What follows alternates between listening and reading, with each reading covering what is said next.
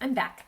Okay, so hopefully before you watch this video, you've gone to the discussion boards and participated in explaining what you think the horror means and what you think the last words mean in that kind of context.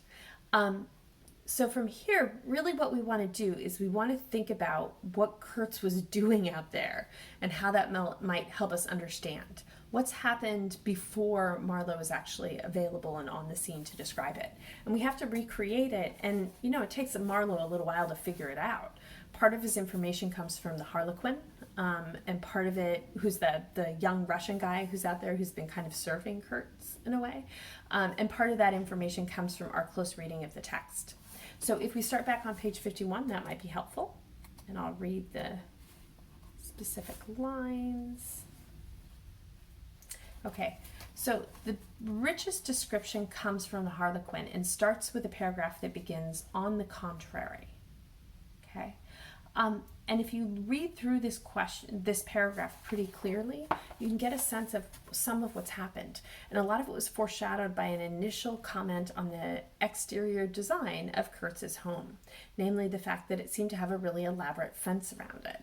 And later, when Marlowe takes a close look at it through a looking glass, he realizes that what he thought was an elaborate fence is actually a whole bunch of heads mounted on stakes, which is bad. Okay, like that's just totally and completely disgusting. And so part of it is thinking about what has happened to Kurtz that makes that kind of action seem like a reasonable action when clearly it isn't. And the Harlequin starts to tell us a longer story, right? Which is that what Kurtz has been doing, the way that he's been getting all of this ivory that he's been able to ship back to the manager at the central station, is that he has been essentially bringing together groups of Africans, and they're unnamed, right? Like it's just a general kind of out there term, and using them to, he's been evoking a deity-like status, a god-like status, to convince them to follow him and attack other tribes in order to get the ivory away from other tribes. And that's how he's been getting it. So he hasn't been trading for it. He hasn't been joining a tribe. He's basically been parading as though godlike in order to intimidate groups of people into stealing ivory on his behalf.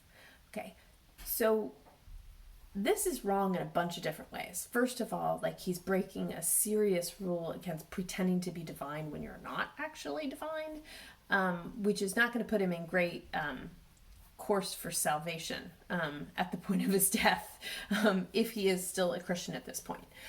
There's also a question here about this wonderful allusion that Marlowe makes to Kurtz's participation in unspeakable rites.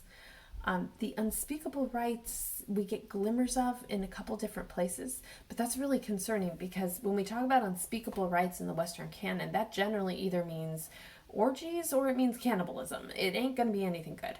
And so in that kind of context, right, there's this sense that Kurtz has probably broken rules that for his home civilization are unbreakable rules, right? Like that those are things that he's just not allowed to do.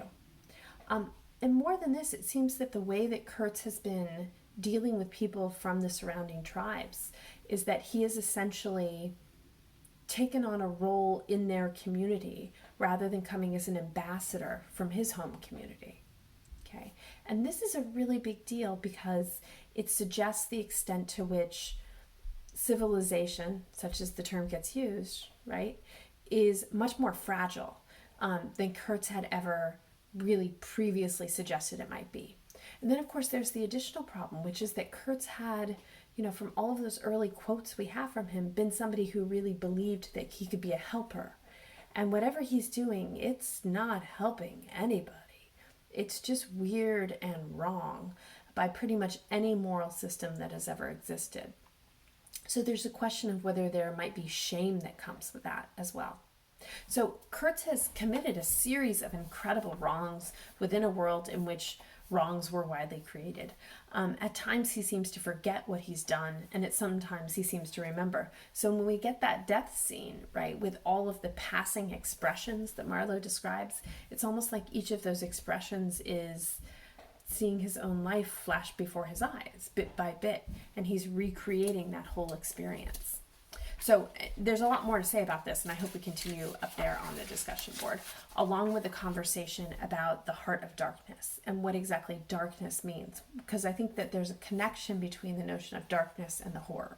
Okay, so please pause this video and go to the discussion board in order to answer the question about darkness, right, on the discussion board, if you haven't yet done so. Okay, so 2 seconds to pause, and then we'll pick back up. So part of the way that this works, right, is that there's this sense that what makes Kurtz irredeemable, right, to Marlowe and to others, or what gets described as the unsound methods, is to no short extent the ways in which he has captured the imagination of the Africans in the tribes. So part of understanding why that would be a wrong thing to do relies upon an understanding what Conrad says these people are like. And this leads us to one of the most controversial and fascinating at the same time passages in the text. And I want you to have an opinion about it. Okay, so that will be coming up in various points too, because it is odd and uncomfortable. And when we read other authors, they're going to have something to say about this passage. Okay, so if you go to page 32 in my text, or if you're using an ebook, it begins with, "The earth seemed unearthly," which is either a great sentence or a horrible sentence, depending on your point of view.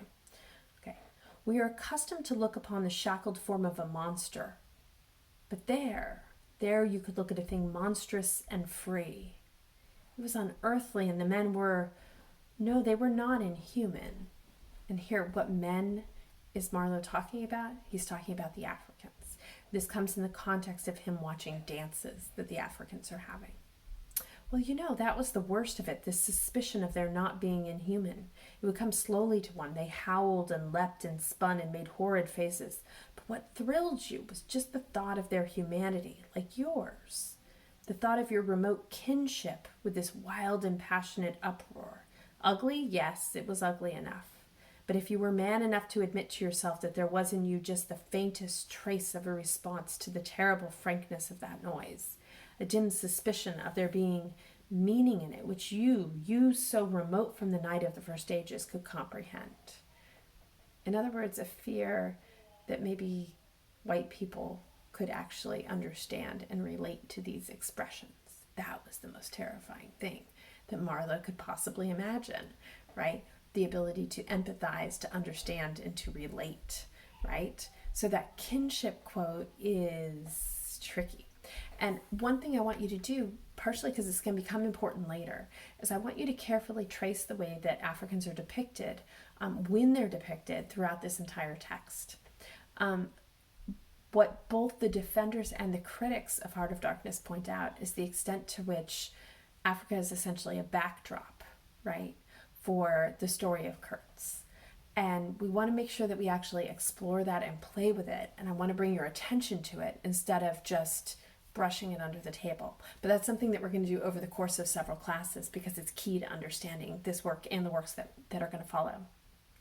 Okay, so if you have other pages that you want to take a look at it, in my copy, 31, 36, 37, 39, 4, 46, 54, 56, these are all pages that prominently feature Africans. But how many pages don't is at least as interesting of a story. So, but now I want to skip to the ending. And this is, for me at least, a super strange book, because it ends and then it ends again. I don't understand why it couldn't just end with Kurtz dying, but it doesn't, right? Marlowe tells the story. Marlowe essentially recaptures the story with a whole discussion of going to meet Kurtz's intended. And intended means a fiance, so someone who he had promised to marry. And it's really interesting, right? This whole section at the end, because in it, Marlowe does something he says he really hates doing, right? Which is that he lies, right? And he lies in the context of talking about this woman, right? Here, there's the only The thing that this epilogue accomplishes that the conclusion doesn't is that it potentially undermines the rest of the story. When we talk about what Kurtz's horror was throughout so much of the book, so much of that horror is grounded in the big stories of colonization and the personal story of his own moral failings and how he's interacting with African people, how he's betraying a lot of his original principles, right? But what if the horror is something different? What if we misread the whole thing? And what the epilogue does is it gives us another suggestion, which is the possibility that in fact this was a love story and we just didn't know it. And we can decide how seriously we want to take this, but it is on the table. So if you look at page 70, in the paragraph that begins, "I listened," we have some comments that Marlowe doesn't think are terribly important coming from the intended, from the fiancé, that maybe we should take a closer look at. "I listened. The darkness deepened. I was not even sure whether he had given me the right bundle. I rather suspect he wanted me to take another batch of his papers, which after his death I saw the manager examining under the lamp. And the girl talked, easing her pain in the certitude of my sympathy. She talked as thirsty men drink. I had heard that her engagement with Kurtz had been disapproved of her people. He wasn't rich enough or something. And indeed, I don't know whether or not he had been a pauper his life. He gave me some reason to infer that it was his impatience of comparative poverty that drove him out there." Right? What if what was the big problem was that Kurtz had left? The whole reason he had gone to Africa was to make enough money so that this woman's family would accept him and let her marry him. Right? What if that was the true motivation, not these good moral high grounds that he had often been quoted as saying and had been part of his pamphlet? What if really the reason why he went is so that he would be able to marry the woman that he loved? I mean, if that's a possibility, what then would be the horror that would hit him all the way through to his heart at the end? Okay, well, part of this goes back to a particular depiction. So on 56, we have a description of the one African woman described in the text, and she is a powerful figure. One of the ways she's powerful is if you notice she's described as having brass wire gauntlets to her elbow. And the only other allusion we've gotten to brass wire in the entire text is that that's how the cannibals are paid, right? So if the cannibals are paid in brass wire, and this woman has obtained all that brass wire, right? This is a woman who's so powerful in some kind of way that everybody brings her totems of their respect in this manner, right? So the description begins with, "She carried her head high." And this is a description of an African woman on the shore.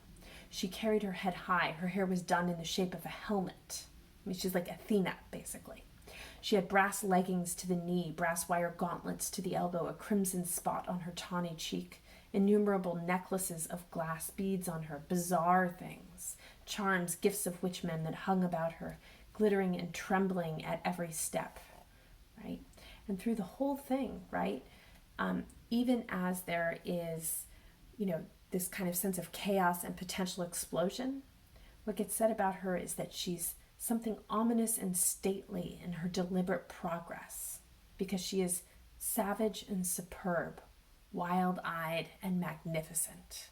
Okay? And the last thing this woman does when Kurtz's ship is leaving is that she stands with her arms like this.